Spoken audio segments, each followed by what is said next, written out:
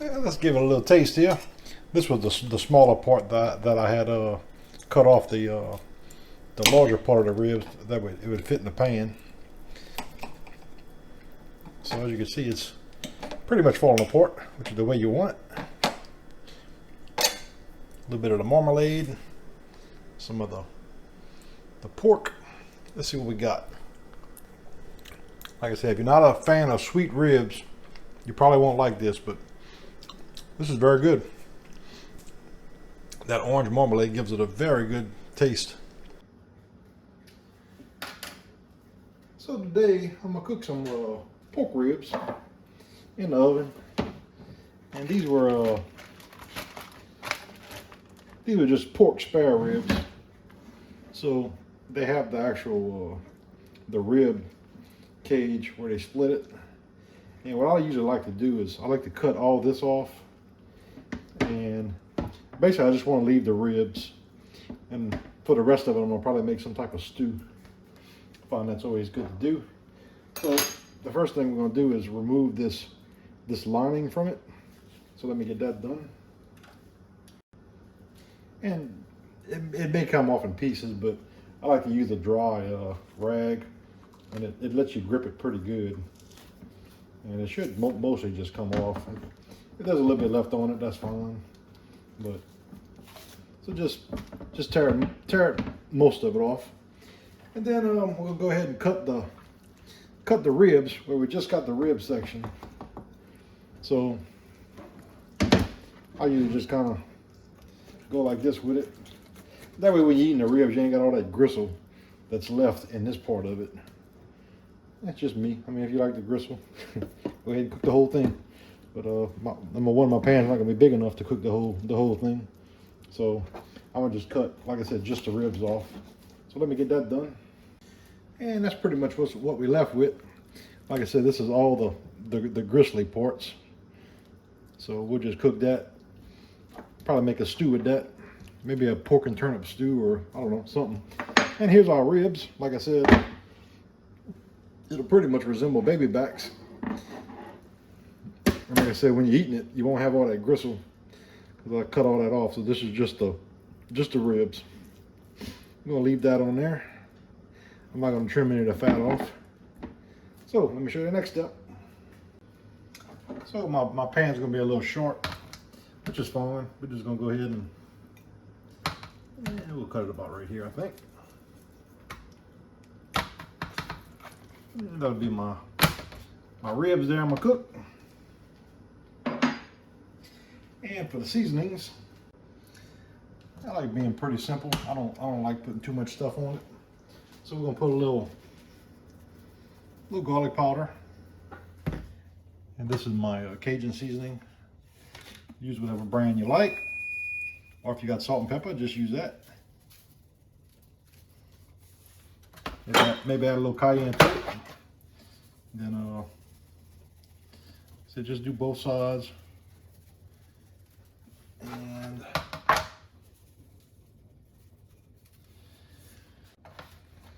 now I like thyme. Some people don't. So if you don't use it, but I tend to like it. I find it gives pork and beef a very good flavor. I'm only gonna do it on one side because it is a pretty strong spice. And for seasonings, that's gonna be it. Like I said, just a light seasoning of a garlic powder, some Cajun seasoning, and a little bit of thyme. And that's pretty much all I'm putting on it. I'm gonna cook this in the oven at 350, and I think it's gonna probably take between two and a half to 3 hours probably. But we're not gonna do this the conventional way when we finish it. So I'll show you what I'll be using for probably the last 10 minutes when I put it in the broiler. And instead of using apple juice, I'll be using some Angry Orchid hard apple cider today. And I'm gonna probably start it with this is 1/3 of a cup, so I'm gonna do I'll go ahead and do a 1 full cup. I don't want my ribs to dry out when they're cooking, and I'll add more as I need to. And we're going to cover this with some aluminum foil tightly, and then I'll put it in the oven. And I usually like to put them about in the middle. And like I said, we're going to cook this for somewhere between 2 and 3 hours. I'm going to check it as probably at the hour mark, then at the 2 hour mark, because I don't want the liquid to cook out. So after about an hour, I'll check it and see what I got to add to it. So I got 37 minutes left of my original 2 hour cook cycle. Not quite tender yet. I like my ribs pretty much falling off the bone tender. Still got a little bit of liquid in there, but it's starting to cook out. So I'm going to add some more of my hard apple cider. I'm going to add the rest of the bottle. Just don't want it to cook out, so I'll just add it all. And we'll cover it and let it continue to cook for the full 2 hour cycle. Then I'll check it. Okay, so that was a total of 2 hours at 350 degrees. I said I did add a little bit more of the Angry Orchid to it. And water would have worked just as well, but I had a bottle left over, so I figured, what the heck, I'd use it. I think we're pretty much done on the ribs. I mean, fork goes through them very, very easily, so I'd say that's done. So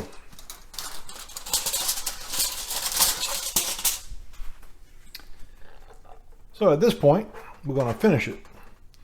I'm just this is a little bit of the blood that came out while I was cooking. I just kind of scraped that off, make it look a little better. Now, for the next step, I'm going to finish this in the broiler. But this is some homemade orange marmalade. My neighbor brought it to me yesterday, in fact. So I figured I'd make some ribs with it. So we'll go ahead and put a few scoops on top of them here. If you didn't like it, just use barbecue sauce, but I'm gonna try it this way. I just want to see how it comes out. My neighbor told me that this goes very good with pork, so I figured I'd give it a try. This is gonna be like very good, I think. This ain't gonna take long because this got a lot of sugar in it, so you definitely don't want to like not watch it when you put it in the oven, because it will burn very easily. And of course, I'm not gonna double dip my spoon in it, so we're gonna add a little bit more to it, and I think that'll be enough. And just kind of get everything where it covers everything nice. I'm not doing the bottom, just the top. This is the side that you can see, so that's the side I'll do. And that's pretty much it. Now we're gonna go ahead and put this in a broiler.